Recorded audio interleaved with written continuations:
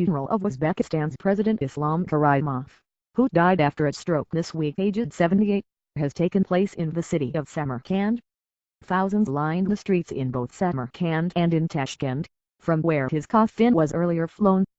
Karimov, one of Asia's most autocratic leaders, ruled for 27 years, and was accused by human rights groups of harshly repressing dissent. Saturday's funeral comes amid uncertainty over who will succeed him. The event in Samarkand, Karimov's home city, was overseen by Prime Minister Shavkat Mirziyoyev. Mr. Mirziyoyev has been in office since 2003. His deputy, Rustam Azimov, is also seen as a key player. 3 days of mourning are being observed. Obituary, Islam Karimov, Why Uzbekistan Matters. No pictures.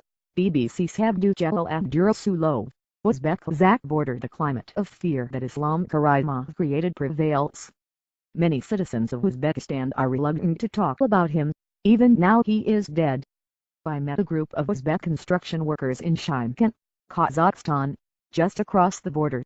They greeted me with a smile, which quickly faded after they heard I wanted to talk about the latest developments in their home country. They refused to give me an interview. I can't be detained by the SNB security services when I go home if I talk to you, one worker said. Finally, I found a man who agreed to speak. No pictures or names, he warned. The most important thing is that for 25 years he kept the peace, he said. Irreplaceable loss. On Saturday, a funeral cortege carried the president's body to Tashkent airport.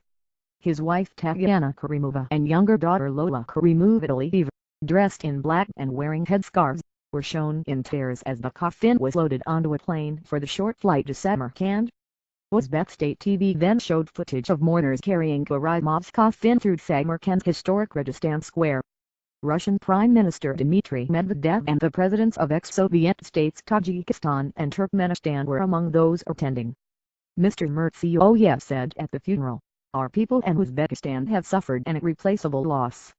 Death took from our midst the founder of the state of Uzbekistan, a great and dear son of our people." After a mufti said funeral prayers in Registan Square to the all-male mourners, the president's body was taken to be buried at the Hazrat Mosque.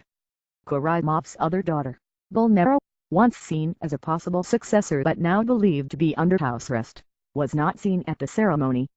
News of Karimov's death was finally confirmed after several foreign leaders and diplomatic sources reported it on Friday, following the days of rumors that he had already died.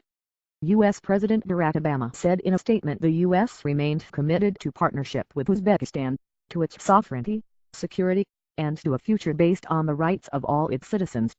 For the people of Uzbekistan. Expressing his condolences in a statement in Russian President Vladimir Putin described Mr. Karimov as a statesman who had contributed to the security and stability of Central Asia and who would be a great loss for the people of Uzbekistan.